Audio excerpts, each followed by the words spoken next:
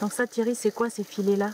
Alors là, je suis en train de laver les derniers filets de poissons qu'on a eu.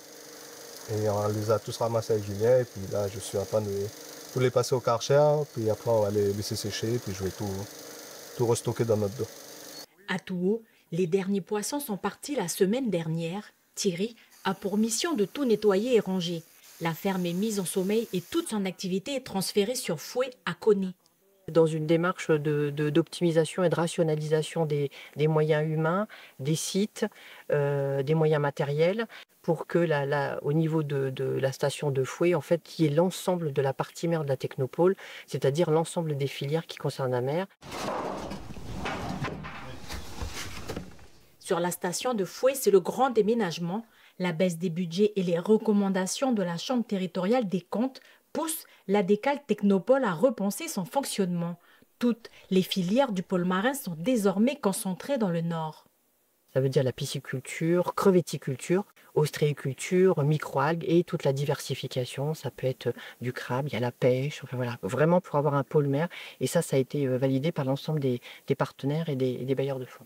Voilà, là, on arrive dans la nouvelle salle d'expérimentation. Pendant des années, ça a été une salle de phytoplancton. Et là, à partir de cette année, on va servir pour faire une salle d'expérimentation. Ça, c'est au cas où il y a des fermes privées qui voudraient faire leurs tests ou faire des expérimentations. Ici, ben, on va leur offrir cette salle pour qu'ils puissent faire leur travail convenablement. Tout équipé déjà avec le matériel qu'il faut pour réussir un élevage ou une expérimentation. Depuis 2023, la Décale Technopole a perdu la moitié de son budget de fonctionnement, passant de 580 à 260 millions. Un contrat de développement d'un montant de 240 millions pour la période de 2024-2027 permet aujourd'hui de poursuivre les travaux. Sur 4 ans, il est prévu des transformations, il est prévu un développement, il est prévu des travaux pour améliorer l'outil et permettre justement des expérimentations et que l'outil soit performant.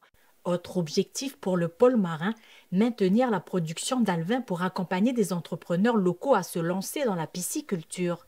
Surtout, les infrastructures sont maintenues pour faciliter une potentielle reprise d'activité.